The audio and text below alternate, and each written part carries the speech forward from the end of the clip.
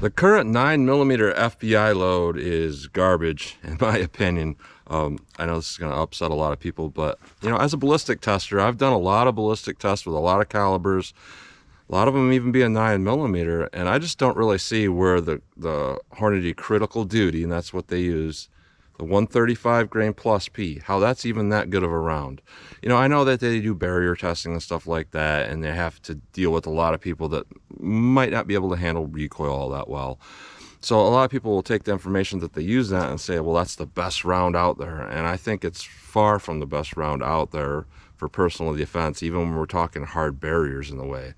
They chose something that's very low recoil, and 135 grain 9mm plus P is very low recoil. And the critical duty uses that flex tip technology, and it has a high antimony lead core. That makes it, go through hard barriers a little bit better. But personally, I just don't think it's that good of a choice. And out of all the years of ballistic testing and testing different calibers, I feel like that there's a lot better option. The FBI uses like 4-inch barrel Glock 19s a lot. I don't think that's the best idea, to be honest here. I think that using a little bit longer barrel, 4.5-inch, like a Glock 22 or above, it makes a lot more sense overall, because you can go with a more powerful caliber and have a little bit less recoil. I've done a lot of different testing through a lot of the years of this testing, and I've done hard barrier testing and stuff like that. And I have just found that there is a better round overall that I would pick. And I'm not just saying this, that I would pick it. This actually is what I picked. This is what I'm carrying around every day in my vehicle. A 5-inch barrel, a 40 Smith & Wesson pistol, an M&P 40 2.0. And the ammo I specifically carry in that, and this is based on doing a whole bunch of testing, is the Federal HST 40 Smith & Wesson with the 165 grain bullet. I found that the 180 grain bullets a lot of times don't expand all that well, and if you go to a lighter bullet, sometimes they won't penetrate enough. Out of at least a 5-inch barrel and probably a 4.5-inch barrel, this right here kind of checks off all the boxes for what it does. And you got to remember, like, the FBI is really hyper focusing on hard barrier penetration. That's why they picked a high antimony lead core bullet like this.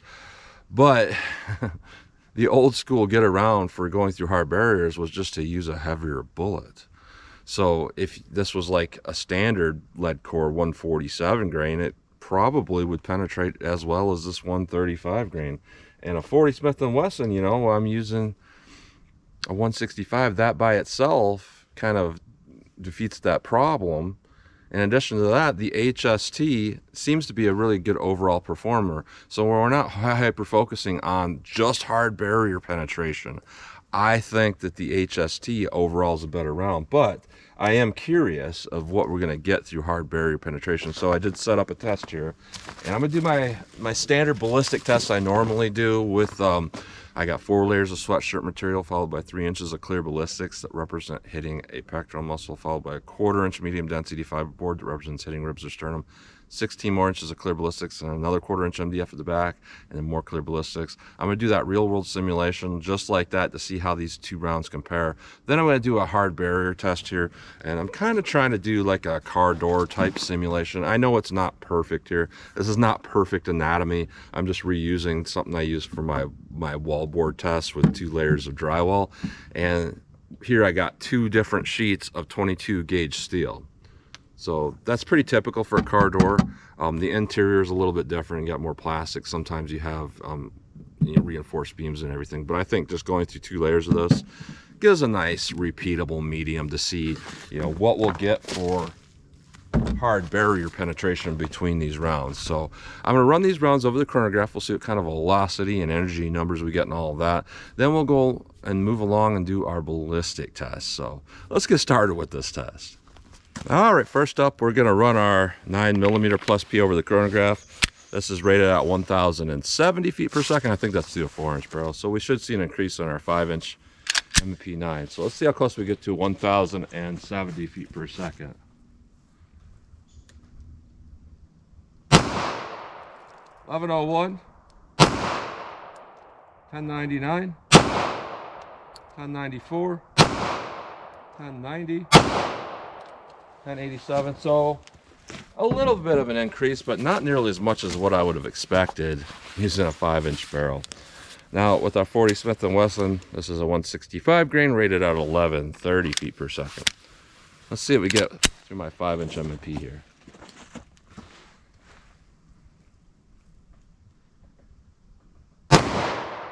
1128, 1138, 1138, 1118, 1120. So real close to our rate of velocity.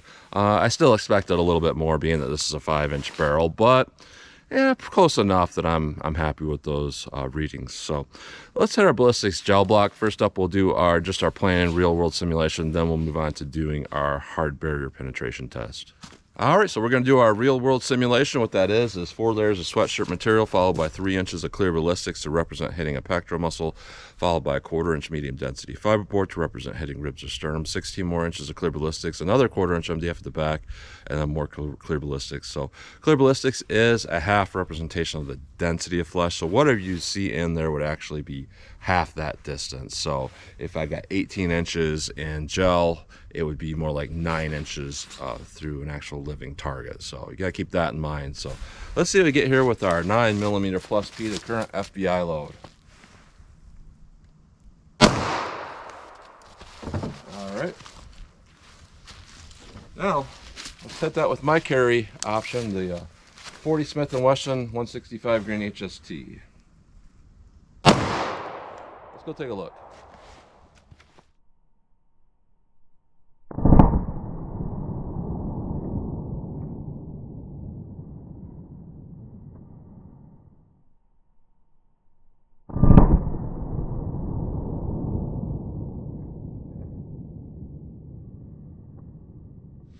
All right, so a little bit of a difference there, actually quite a bit when it comes to actually how much energy dump and everything we got going on in there. That was a pretty hard hit there with the 40 Smith & Wesson. 40 Smith & Wesson on top, our impact through our rib simulation, the 9mm+P on bottom. Obviously a little bit bigger hole with our 40. Yeah, I do see quite a bit bigger track going along there with our 40 Smith & Wesson. So at least with a hard barrier not in the way, you know, it looks like the 40 does pretty well. You know, the 9mm got an okay amount of energy dump. The 40's got quite a bit more. The 9mm track, you know, it is what it is. It's 9mm track. The 40 is quite a bit bigger, larger, just more damage going on in there.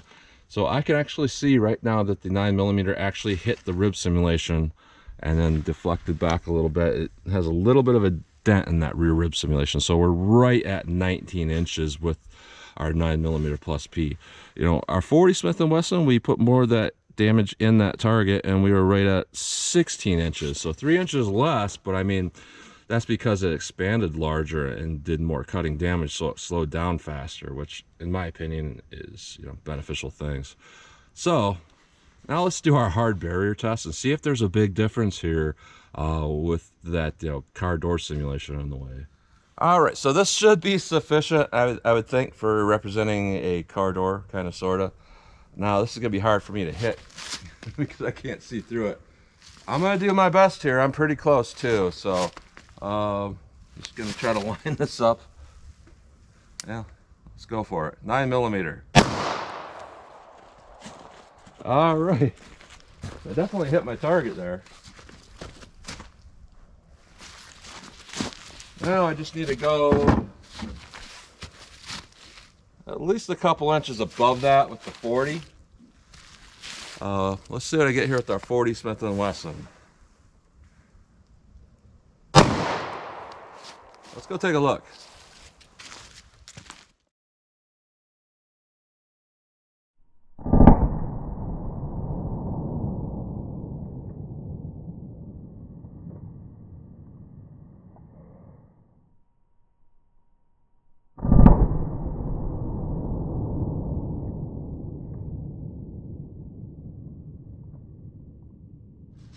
All right, so with the 40, we actually did have a little bit of jacket separation going through that because there's 2 impacts here.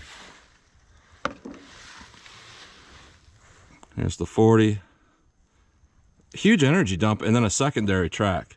The 9mm just has one track. But if we look here, 9mm could be tumbling a little. It's hard to tell. The 40 definitely has a smaller hole than what it had going through just the plain test. So our 9mm track is a nice straight long track. The 40 also a nice straight track. There's not a huge difference in the amount of tearing in here. I would say the 40, I mean, it's wider at certain points, but the 9mm is very, very comparable. And both of these went through our back rib simulation. We'll take a look here.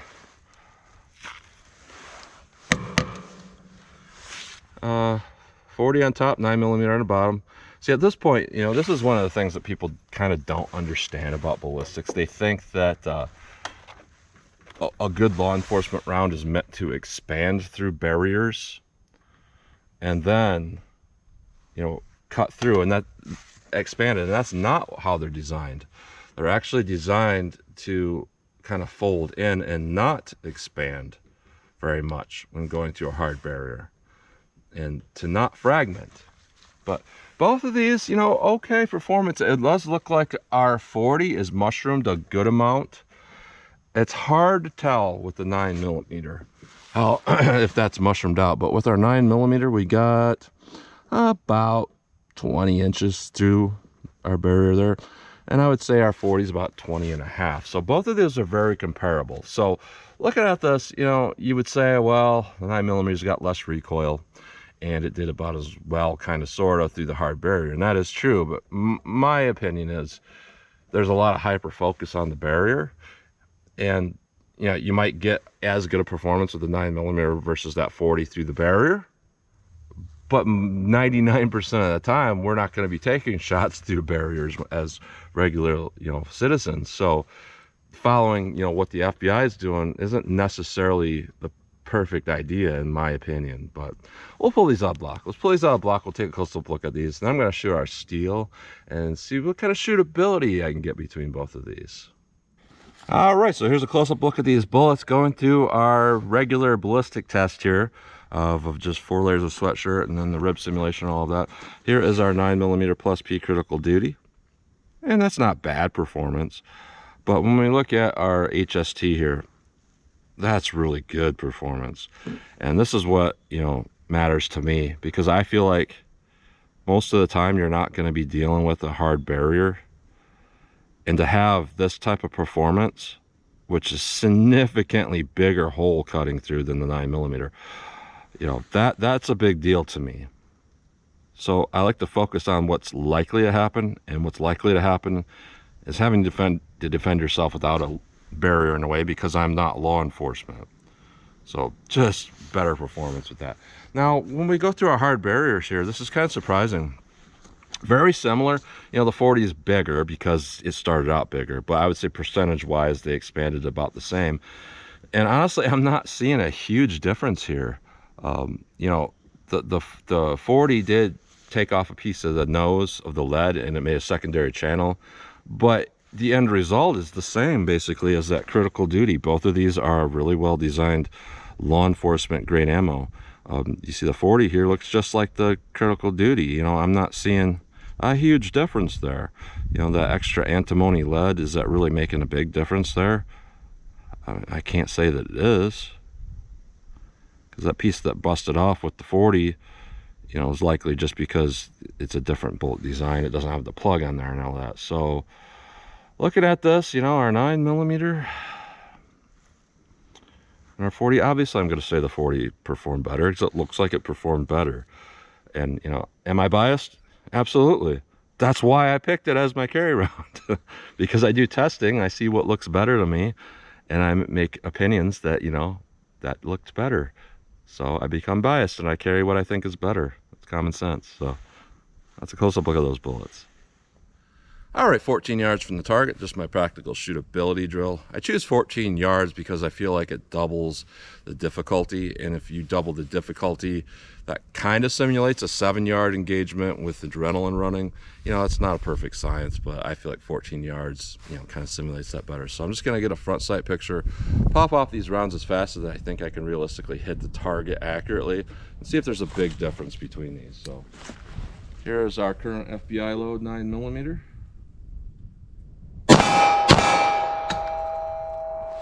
And that was accurate.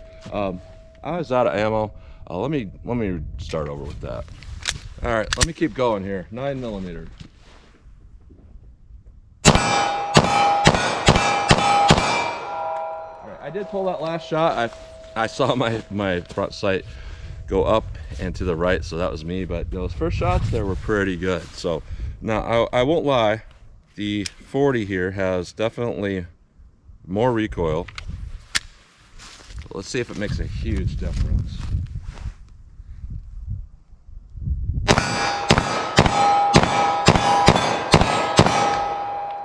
Again, I pulled a shot, and you know, it is a little bit harder for me to control that. But here's where it comes into play, you know, what matters. You know, the FBI themselves said that basically when they were, you know, training people on the shorter barrel like the Glock 23 40, they weren't doing all that well, but the Glock 22, which is almost the size, people did fine with it. And that's the big thing there. That's the big thing that stands out to me about, you know, comparing these two things. I do think that it's better that you use a larger pistol overall, especially if you're going to a bigger caliber. And I think that the inconvenience of something larger, like carried properly on the side, makes more sense than carrying as small as possible and just kind of compromising all day. So interesting. Let me back it up just for fun. These will carry a lot different energy at distance, and I just want to see, you know, how that affects the steel. All right, 40 yards from the target. Now at distance, you know, a heavier bullet is going to retain a little bit more energy. I just want to kind of see how that plays out at 40 yards with these different calibers. So 9mm, let's see how this stuff does from 40 yards.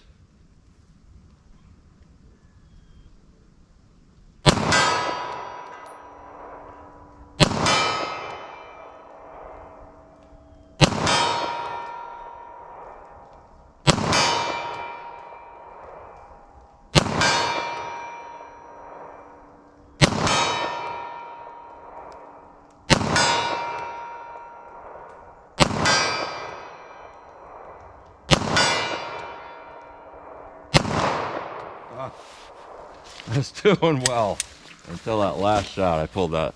They seem to be shooting just a little bit to the left for me.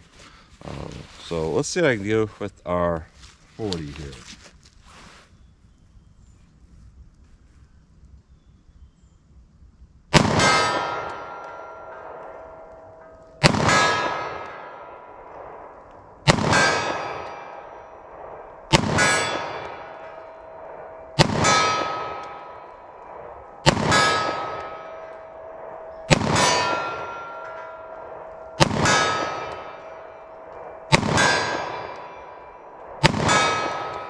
All right, so takes a little bit more skill to do that, not so much, but the thing that stands out there is I didn't think I was going to see much difference at all with the way that steel hit and shook, but there's a huge difference there. That hits a lot harder at distance.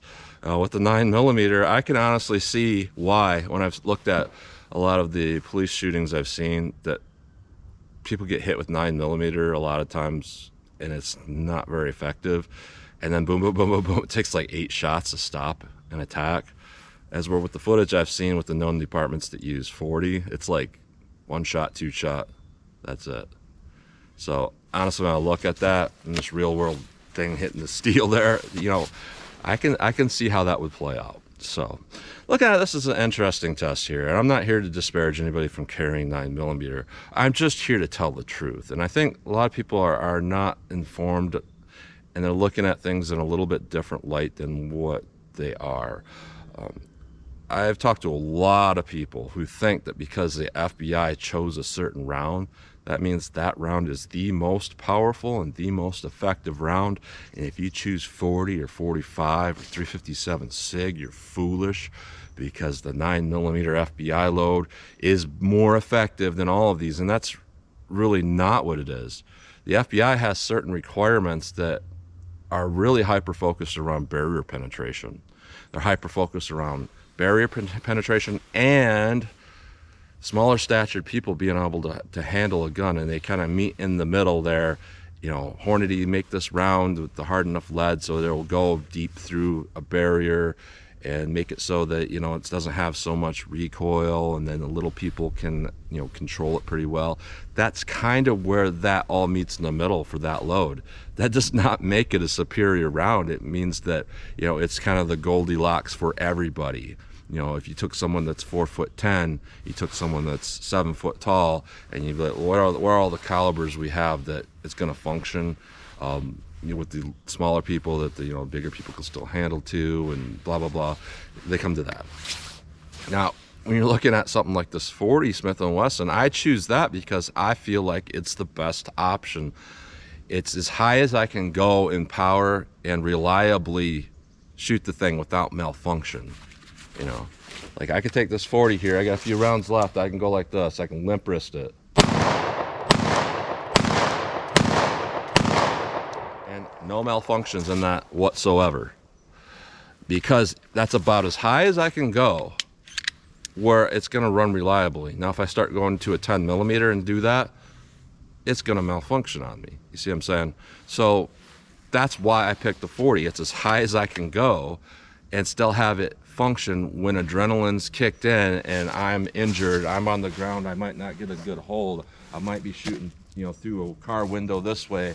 You know, I think about all those things. That's why I picked the 40. It's as high as I personally could go. Now, if you put this in the hands of my girlfriend who's 4'10" and you say do that same thing, it's probably going to malfunction for her. So, you know, it really is a personal thing, but I would say for an average sized man like me, you know, I'm not really that big, I'm not really that small either. This is a pretty good option, a 40 Smith & Wesson, and out of all the 40 Smith & Wessons, I've tested them all. The 165 grain HST is the best round.